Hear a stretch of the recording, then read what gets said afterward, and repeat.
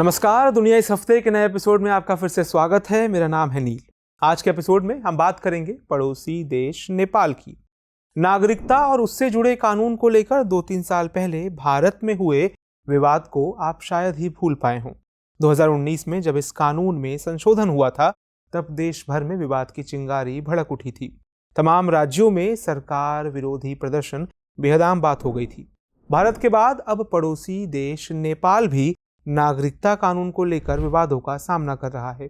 हालांकि नेपाल बीते काफी समय से इस विरोध का सामना कर रहा है, लेकिन लंबे समय से अटका पड़ा ये कानून अभी फिर से चर्चा में आ गया है। सरकार ने प्रावधान किया था कि अगर कोई विदेशी महिला नेपाली पुरुष से शादी करती है तो 7 साल के बाद ही वो महिला नागरिकता हासिल कर पाएगी। इस पर सरकार का खूब विरोध हुआ, लेकिन अब विरोधियों की मांग मानते हुए सरकार ने हाल ही में संशोधित विधेयक को संसद की तरफ से पारित किया और मंजूरी के लिए राष्ट्रपति के पास भेजा। लेकिन अब राष्ट्रपति विद्या देवी भंडारी ने विधेयक को मंजूरी देने से इनकार कर दिया है। मतलब जिस प्रावधान को बदलने के लिए व्यापक विरोध हुआ था, अब जब उसे बदल दिया गया है, तब नेपाल की राष्ट्रपति ने ही उस पर दस्तखत करने से मना कर दिया और समीक्षा के लिए संसद के निचले सदन प्रतिनिधि सभा को भेज दिया है। इसके बाद नेपाल की सियासत फिर से गर्मा गई है। आज आपके सामने हम इन बातों का जिक्र इसलिए कर रहे हैं क्योंकि इस विवाद के तार सीधे तौर पर भारत से जुड़ते हैं। इन मामलों से भारत के तार क्यों जुड़ते हैं और भारत का इन मामलों से क्या लेना देना है, इन सभी पहलुओं पर बात करेंगे। जानेंगे इन तमाम विवादों की पृष्ठभूमि में कहीं भारत नेपाल रिश्तों में आई दरार तो नहीं है। पहले नागरिकता संशोधन विधेयक के बारे में समझते हैं। इस तथ्य से तो हम परिचित ही हैं कि 2008 में लोकतांत्रिक व्यवस्था बहाल होने के बाद नेपाल ने 2015 में संविधान अपनाया, लेकिन नेपाल का नागरिकता कानून 2006 में ही लागू हो गया था। उस कानून के मुताबिक अगर कोई विदेशी महिला नेपाली पुरुष से शादी करती है तो उस महिला को जल्द ही नागरिकता हासिल करने के लिए प्रक्रिया शुरू करने का अधिकार था।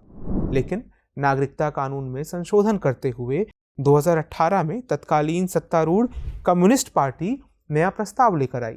नए प्रस्ताव के मुताबिक नेपाली पुरुषों के साथ विवाह करने वाली विदेशी महिलाओं को शादी के बाद नेपाल की नागरिकता पाने के लिए 7 साल का लंबा इंतजार करना था।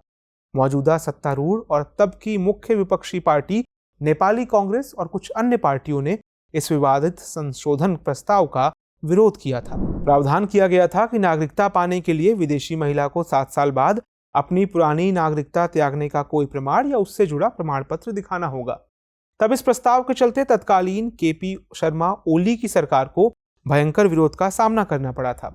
इस प्रस्ताव के विरोध में तराई क्षेत्र के वे उत्तर भारतीय लोग थे जहां की महिलाओं की शादी नेपाल में होती है।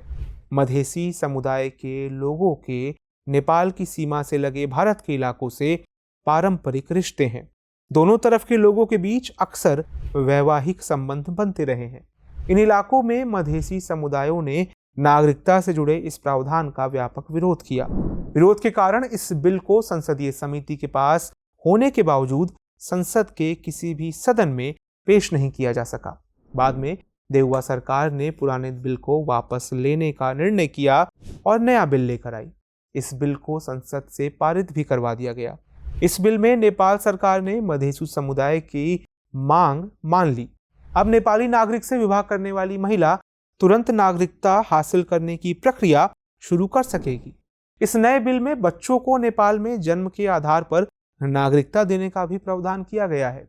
प्रावधान किया गया है कि नेपाली महिला से जन्म लेने वाले बच्चे को नेपाल की नागरिकता हासिल करने का हक होगा, भले उसके पिता के बारे में जानकारी उपलब्ध ना हो। बच्चा अगर नेपाल में रह रहा हो तो उसे नागरिकता प्रदान की जाएगी।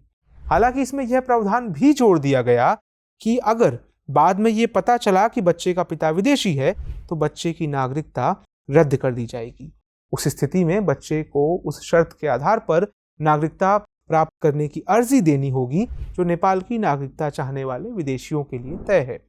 ऐसे में एक सवाल यह है कि 7 साल के इंतजार के पीछे नेपाल की सरकार के क्या तर्क थे, और दूसरा ये कि इस सबसे भारत को क्या परेशानी होने वाली थी। जैसा कि हमने पहले ही जिक्र किया, जब ओली की पार्टी सत्ता में थी तभी नागरिकता संबंधी प्रावधानों में संशोधन का प्रस्ताव किया गया था। तब केपी शर्मा ओली की कम्युनिस्ट पार्टी ऑफ नेपाल इस विधेयक का समर्थन कर रही थी। कम्युनिस्ट पार्टी नेपाली संप्रभुता के नाम पर शादी होते ही महिलाओं को नागरिकता देने का विरोध कर रही थी। उसका दावा था कि इतनी आसानी से नागरिकता देने से बाहरी लोगों को नेपाल की नागरिकता मिल जाएगी, जिससे मूल निवासियों पर खतरा मंडराने लगेगा। तत्कालीन सरकार का मानना था कि बाहरियों को नागरिकता मिलने से यहाँ के संसाधनों पर भी प्रतिकूल प्रभाव पड़ेगा। मतलब ये हुआ कि ये पूरा मामला राष्ट्रवाद से जुड़ा था, जिस पर केपी शर्मा ओली की सरकार अडिग थी। वहीं तराई क्षेत्र के भारतीयों का कहना था कि नेपाल की सरकार नागरिकता के नाम पर सियासत कर रही है। असल में जब नागरिकता का मुद्दा अधर में लटका, तब भारत की कई महिलाएं नेपाल की नागरिक नहीं बन सकी। चूंकि ऐसी महिलाओं की नागरिकता तय नहीं थी, ऐसे में इन परिवारों के बच्चे भी नेपाली नागरिकता से वंचित हो गए। चूंकि भारत और नेपाल के सीमावर्ती इलाकों में रहने वाले नागरिकों के बीच अंतर्देशीय शादियां सदियों से होती रही हैं, इसलिए इस नए प्रस्ताव से नागरिकों के बीच आपसी संबंधों में दरार बन रही थी। असल में बीते कुछ सालों में भारत और नेपाल के बीच दूरियां बढ़ गई हैं। लीपू लेक और काला पानी सीमा विवाद तो आपको याद ही होगा। इसके बाद तो भारत नेपाल सीमा पर रहने वाले लोगों के बीच भी आपसी दूरियां बढ़ गई थी। हालांकि इसमें कोई दो राय नहीं कि नेपाल भारत का भरोसेमंद पड़ोसी रहा है, लेकिन हालिया वर्षों में जो रिश्ते खराब हुए हैं, उनकी वजह में कहीं चीन भी है। जब ओली सत्ता में थे, तब नेपाल में चीनी निवेश को तरजीह दी जाने लगी थी। इससे वहां भारत के खिलाफ माहौल बनने लगा था। ये कुछ ऐसा ही जैसा हमें श्रीलंका और मालदीव में देखने को मिलता है। इन देशों में भी एक पार्टी अगर चीन समर्थक है, तो दूसरी पार्टी भारत की हिमायती। ऐसे में जब वहां सत्ता बदलती है, तो सरकार के सुर भी बदल जाते हैं। यही हाल हमें नेपाल में भी देखने को मिल रहा है। जब ओली सत्ता में थे, तब वो नागरिकता कानून में ऐसे संशोधन प्रस्ताव को लेकर आए जो भारत के नजरिए से मुनासिब नहीं थे। लेकिन जब देउबा वही बिल वापस लेकर आए, तब वे सारे प्रस्ताव हटा लिए गए। ऐसे में भारत के सामने बड़ी कूटनीतिक चुनौती है कि कैसे वो भारत विरोधी दलों को भी साधे, ताकि भू राजनीतिक लिहाज से भारत 19 साबित ना हो। अब नोट कर लेते हैं आज का सवाल। सवाल है, नेपाल का नागरिकता कानून किन वजहों से विवाद में है? चर्चा करें। आज के दुनिया इस हफ्ते के एपिसोड में इतना ही। आपको ये जानकारियां कैसी लगी, कितने काम की लगी, हमें कमेंट सेक्शन में जरूर बताइए। हमें आपकी प्रतिक्रिया का इंतजार रहता है। नमस्कार।